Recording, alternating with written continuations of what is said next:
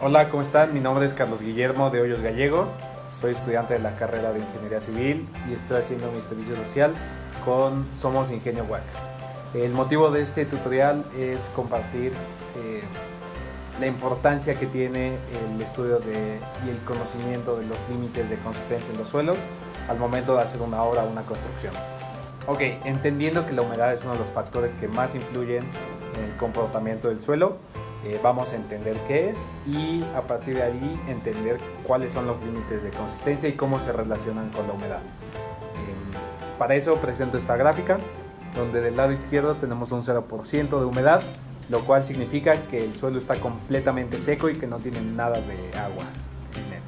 Y del lado derecho tenemos un 100% de humedad, el cual quiere decir que el suelo está completamente hidratado y está completamente saturado de agua. Cuando tenemos el suelo en un 0% de humedad, va a haber características en el suelo que son parecidas a las de un sólido, se va a comportar parecido a un sólido y el suelo va a tener una alta resistencia a la tensión y alta resistencia a la compresión en este estado. En cambio, cuando nos vamos a un suelo completamente húmedo, que ya está completamente saturado, va a tener características y se va a comportar como un líquido, como un fluido, y va a tener muy poca resistencia a los esfuerzos cortantes.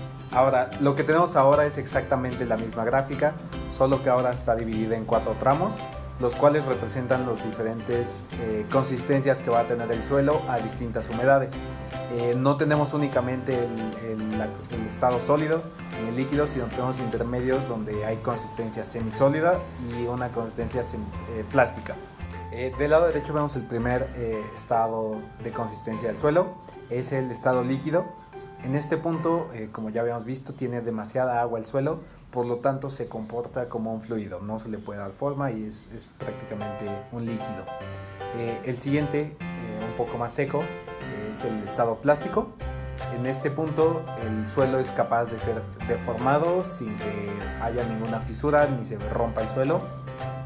Tiene un comportamiento suelo plástico, lo cual permite que haya deformaciones que son permanentes, por lo tanto se comporta como un objeto plástico, no como un elástico el cual regresaría a su forma original. Se comporta como una plastilina. El siguiente estado es el estado semisólido, el cual ya al momento de deformarlo ya se rompe o ya se fisura. En este estado, conforme se sigue secando, el suelo sigue disminuyendo su volumen, a diferencia del siguiente estado, que es el estado sólido, en el cual por mucho que se siga secando, el volumen ya no cambia, a pesar de que el agua siga siendo evaporada o siga saliendo del suelo. Este se comporta como un sólido. Para que sea más fácil de comprender estos conceptos, que probablemente no quedan tan claros, voy a enseñarles cómo es que se comporta el suelo.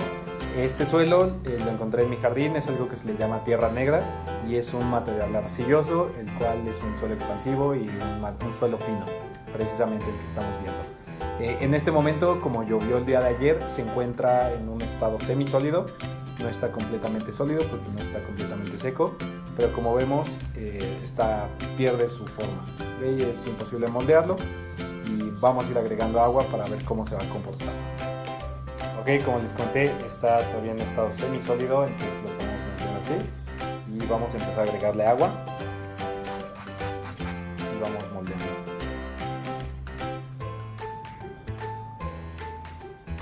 Ok, ya le agregamos un poco de agua y como vemos, poco a poco se empieza a poder moldear un poco mejor, incluso se me está pegando en los dedos y al molde también se pega poco a poco. En este punto ya le agregamos todavía más agua y ya está en estado plástico. Ya hasta puedo hacer esto. Incluso puedo darle la forma que yo quiera y como vemos se va a quedar con la forma que se le dé porque está en un estado plástico. La plastilina se llama así porque precisamente está en un estado plástico que puede ser deformado y que mantiene esa forma. Así se pueden acordar exactamente con lo de la plastilina de por qué es su nombre y cuál es el estado plástico. Por último tenemos el estado líquido, que ya le agregamos más agua y como vemos ya es prácticamente un lodo que es imposible darle la forma, ya simplemente es prácticamente un fluido, es un líquido.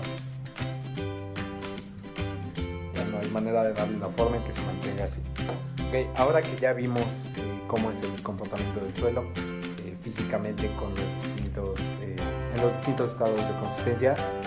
Vamos a imaginarlo de otra manera para entender cuáles son exactamente esos límites de los que estamos hablando. Vamos a imaginar o suponer que un día en la noche llovió y conforme empieza a pasar el día, ya que sale el sol, todo, el suelo se va a ir secando a lo largo del día, ¿okay?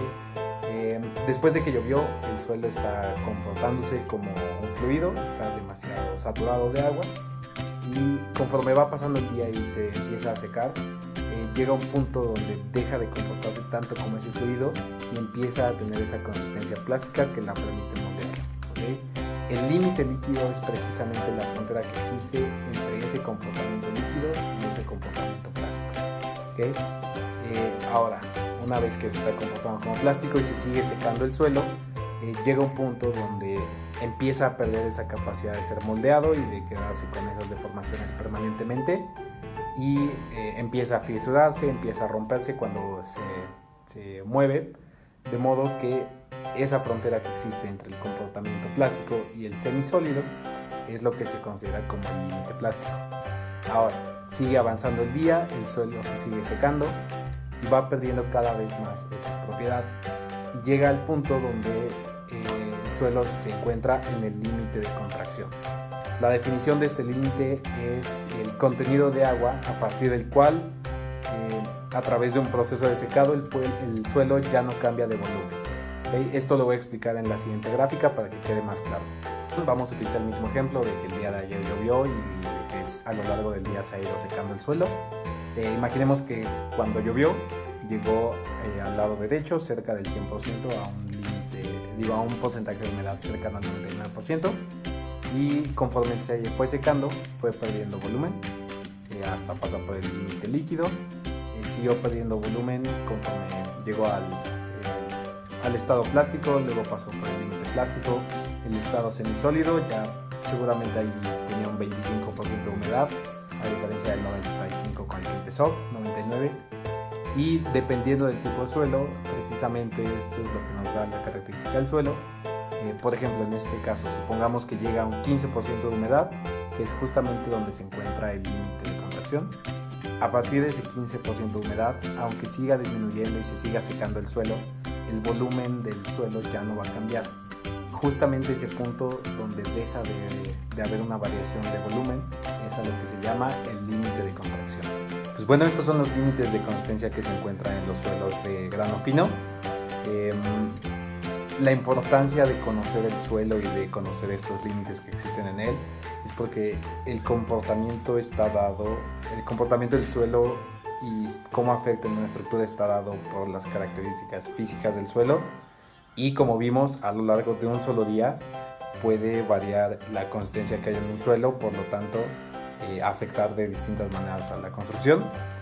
Por ejemplo, sabemos que hay estratos de distintos materiales y a veces no son homogéneos, por lo tanto el hecho de que se expanda un suelo en cierta parte y en otra no puede afectar la estructura completa.